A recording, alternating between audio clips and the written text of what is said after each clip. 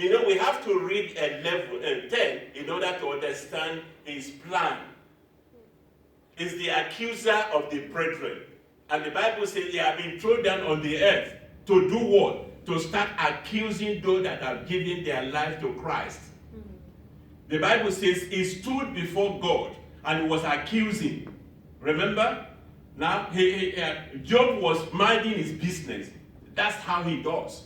He goes around. And the Bible says he appeared before God all the time, accusing the brethren. But the Bible says we overcame him by the blood of the Lamb, by the word of our testimony. And they were not afraid to die. Now the Holy Spirit convicts you of sin. Remember, of righteousness and judgment. It tells you that you have sinned, and you have anger, you lie, and you have to repent. And once you repent, you are forgiven and the matter is over. It is as if you have never sinned. But look at something. But Satan tells you, you have not done enough. You are still angry. You are still lying. He brings all sorts of accusation to make you feel guilty. He uses the weapon of guilt. To discredit you before God. And that's what he does. But God says, by your confession, you are already free. By faith that you have in Christ Jesus our Lord, and you are guiltless before me. It says, your sin I remember no more. Therefore, when you are feeling guilty, it is not from the side of God. It is Satan that is still contesting your confession. And then what do you need to do? And that is why the word of God is alive in you. Must be alive. Satan, I overcome you already by the blood of the Lamb and by the word of my testimony. In other words, the Bible says here, in verse 11, the remedy to overcoming guilt, I said here, we have defeated him, Satan, by the blood of the Lamb and by the word of our testimony. When we testify what the blood of Jesus has done for us, it's part of our testimony against him. And they were not afraid to die. Remember? In other words, our commitment to serve Jesus always threatens Satan. Believers are in direct conflict with Satan all the time. But the blood does the cleansing. Amen? Amen. And the blood was done in the open, not in darkness.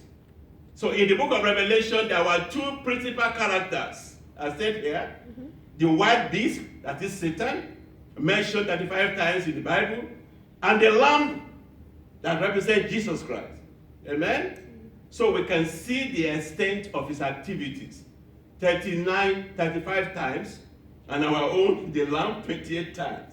You can see all these weapons. But what the blood does, now I just want to make a reference to 3 or 4 parts of my study, my message today. In Ephesians 1:7,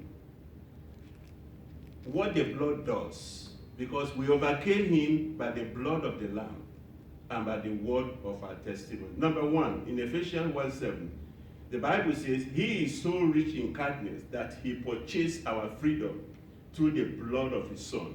Amen? And our sins are forgiven. The blood of Jesus has redeemed us from our sins as if we have never sinned. 1 John 1:7 says, the blood of Jesus cleanses me from every sin. That's what the blood does. The blood is against what Satan is bringing against us.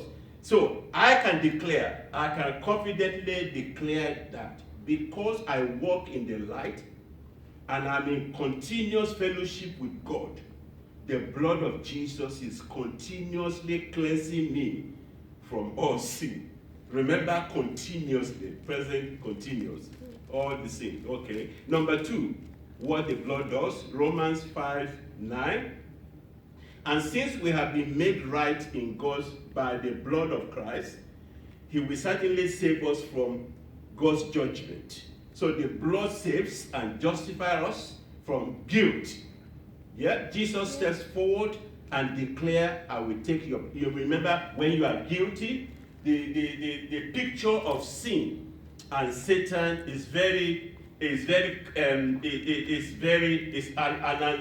illustrated this way. You are in sin, okay, and somebody stepped forward. You are standing before a judge who is going to condemn you. You have done something wrong. But what Christ does for us is that he stepped forward. All right? And by this passage that we read here in Romans 5, he said, I justify you. I make you clean by my blood. Not because you are not guilty, but I have taken your guilt upon myself. Therefore, you are set free. So, in other words, when he went to the cross, he was taking our place upon himself. Like he redeemed us by his precious blood, so we are justified. When we are being accused, we can tell Satan and say, I am guiltless. I have been washed in the precious blood of Jesus Christ. You have the confidence to declare based on the word of God. Number 3, in Hebrews 13:12. So also Jesus suffered and died outside the city gates in order to make what? Make his people holy by shedding his own blood. We can see again, the blood sanctifies us, make us holy to be truly set apart for God. Through the blood, I am sanctified, made holy, and separated from all sin. Amen? Amen. And the book of Ephesians 2, verses 12 and 13. I just wanted to read that one. If anybody can open it. Ephesians. Is it Ephesians? Ephesians 2, 12 and 13. Because I have the New Living Translation. I don't know the one that you are using. I'm using NIV. NIV, yeah. If you can read NIV, I'll make the comparison. Remember that at the time you were separate from Christ, excluded from citizenship in Israel, and foreigners to the covenants of the promise, without hope and without God in the world. But now in Christ Jesus, you who once were far away have been brought near through the blood of Christ. Through the blood of Christ. You see, he mentioned there, he said, now you are living apart from Christ. We were all darkness. And the blood of Jesus cleanses us from all these things. You are excluded from God's people. Yeah? First of all, you are living apart from God. Number 2, you are excluded from God's people. Israel, this Israel, you did not know the promises God had made to them. You live in this world without God and without hope. But now, there is a but there. You belong to Christ Jesus. You can see from what we're discussing today, what sin has done for us in terms of separation from God and how we can come back. But now you belong to Christ Jesus. How? Though you were once far away from God, now you have been brought near to him because of the blood of Jesus. So 1, the blood brought reconciliation, and the blood brought nearness to God. So through the blood of Jesus, we have been made near to God. Remember? So just remember that passage. We were once excluded. We did not know the promises of God. All right? We are people without hope. But through the blood of Jesus, that blood brought us nearer to God. We can now stand before him, have access to him in the mighty name of Jesus. So finally, I want us to look at Hebrews 10, 19 to 22. Somebody needs to read from the Living Bible. Hebrews 10, verses 19 to 22. Yeah, NIV. NIV, okay. All right, praise the Lord. So, let me read the Living Bible. It's living. There is no Bible that is dead. Praise the Lord. It says, I'm reading from 19 to 22. Okay. And then it says, now, and so, dear brothers and sisters, we can boldly enter heaven's most holy place because of the blood of Jesus. This is the new life-giving way that Christ has opened up for us through the sacred curtain by means of his death for us. And since we have a great high priest who rules over God's people, let us into the presence of God with true hearts, fully trusting him. For our evil consciences have been sprinkled with Christ's blood to make us clean, and our bodies have been washed with pure water. Praise the Lord. We saw what the blood did there. The blood gives us boldness, confidence to enter the presence of God. The blood provides access for us to enter before God. The Bible says, through his holiness we can come before him, and as if we have never sinned. Praise the Lord. Hallelujah. Now, what kept us away before has made, through the blood of Jesus, has reconciled us to him.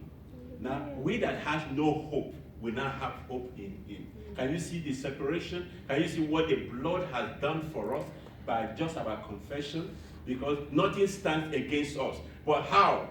Now, the reason why I say the remedy of overcoming guilt is that you need to know that what the blood has done.